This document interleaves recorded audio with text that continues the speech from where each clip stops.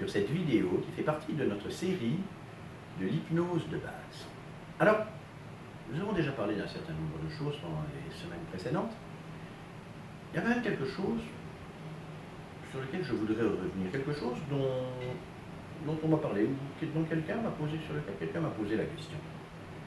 Enfin, l'hypnose, depuis maintenant un certain temps, on en parle beaucoup. Mais on parle de... On en voit à la télévision, on en voit un peu partout. On nous parle d'hypnose ericksonienne, on nous parle d'hypnose hellmanienne. Alors, finalement, qu'est-ce que c'est l'hypnose? Enfin, il y a plein d'hypnoses ou quoi? Ça marche comment? Comment est-ce que je peux m'y retrouver? Alors, c'est pas compliqué. En gros, vous avez de toute façon une seule hypnose.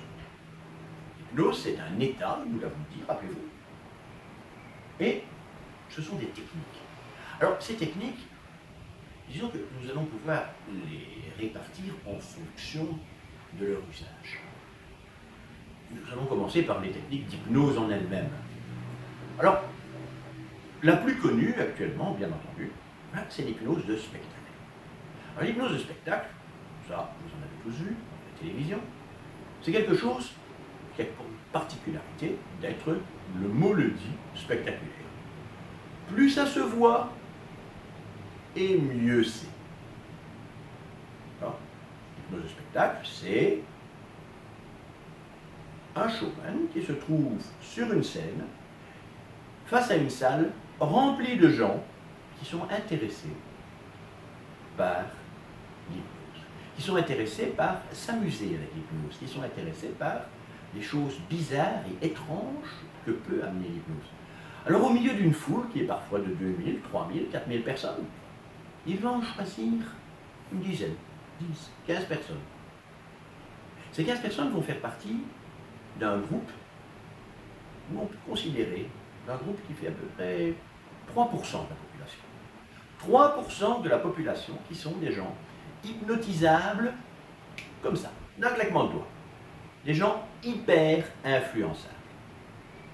Ces gens sont venus dans cette salle avec l'espoir de monter sur scène et de se faire hypnotiser.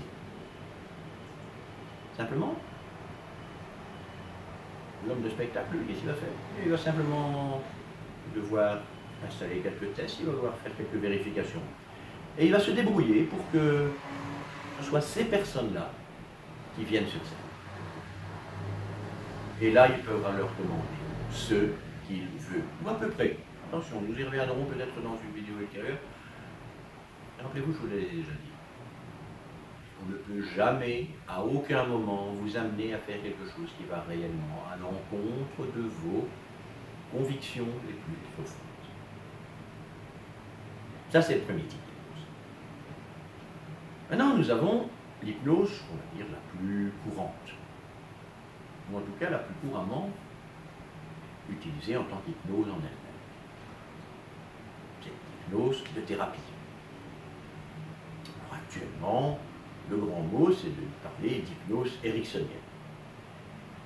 Et c'est pas faux. La majorité des thérapeutes qui pratiquent l'hypnose utilisent ce qu'on a tendance actuellement à appeler de l'hypnose ericksonienne.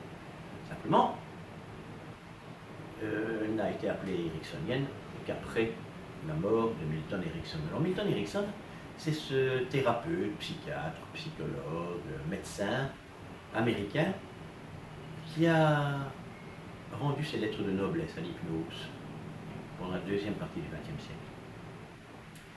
C'est lui qui a fait de l'hypnose un outil moderne et utilisable vraiment et efficace. Efficace dans la durée. La particularité de l'hypnose ericksonienne, c'est que on s'occupe essentiellement de l'opinion de la personne hypnotisée. Quand on demandait à Milton Erickson, mais docteur Erickson, quelle est votre méthode? Ce qu'il répondait, c'est ma méthode, c'est que je n'en ai pas.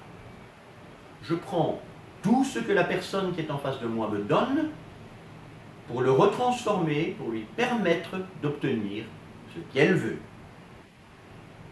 Ça, c'est l'hypnose ericksonienne. C'est la plus couramment utilisée. Maintenant, vous allez entendre aussi parler de gens qui vous disent « Non, non, mais moi je ne fais pas de l'ericksonien, moi je fais de l'hypnose hellmanienne. » Au moment d'utilisation réelle, au moment du fait de créer le changement, il y a peu de différence entre ce que le docteur Hellman, qui est un autre psychologue, hypnotiseur américain, a mis en place, et Erickson. La différence va se situer sur la façon de mettre la personne dans l'état d'hypnose. Hellman utilise d'autres modes de mise en induction. Mettre quelqu'un en état d'hypnose, on appelle ça faire une induction hypnotique. D'autres méthodes, parfois un peu plus classiques que Erickson. Erickson parlait beaucoup. Erickson travaillait énormément dans la discussion et amenait l'induction hypnotique d'une façon très souple, très lente, très relative aussi. Comme je le disais, il utilisait ce que la personne lui donnait. Les gens qui font de l'hypnose hellmanienne vont plus utiliser des protocoles plus établis, qui vont directement leur permettre d'aller à un certain niveau d'hypnose, d'état hypnotique. La technique d'entrée est différente. À partir du moment où la personne est dans l'état de transe, je dirais que le travail est très proche. Et puis, il y a quand même une autre sorte d'hypnose actuellement qui est vraiment importante. C'est une hypnose que j'aime beaucoup d'ailleurs, c'est une hypnose que j'enseigne. C'est ce qu'on va appeler l'hypnose conversationnelle. Mais c'est ce que j'appelle moi l'hypnose éveillée conversationnelle. Alors, pourquoi éveillée? Parce que, vous vous rappelez, on en a déjà parlé. Quand on est en état d'hypnose, on ne dort pas. Oui. Et pourquoi conversationnelle? Puisque de toute manière, on communique. Donc on est bien obligé d'avoir une conversation. Mais c'est pour bien faire la différence.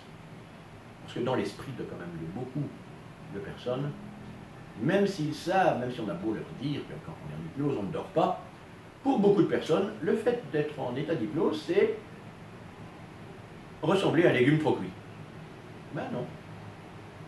L'hypnose éveillée conversationnelle, c'est un mode d'utilisation des techniques d'hypnose dans le cadre d'une conversation qui a l'air tout à fait normale.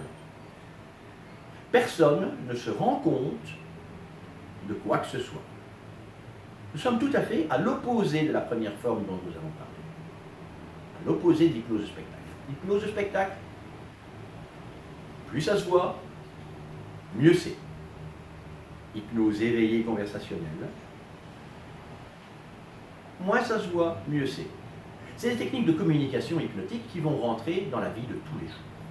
Celles que vous allez pouvoir utiliser aussi bien pour éduquer, pour former, pour parler à vos enfants, pour parler à vos clients, peut-être pour obtenir une augmentation de votre patron.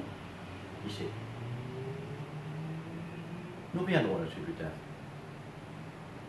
En attendant, réfléchissez-y, pensez-y. Toute forme de communication, à partir du moment où elle réussit, quelque part, est hypnotique. C'est Richard Bandler, un des créateurs de la PNL, qui dit ça. Pensez-y. Comment communiquez-vous et comment pensez-vous être hypnotique dans votre communication? À bientôt!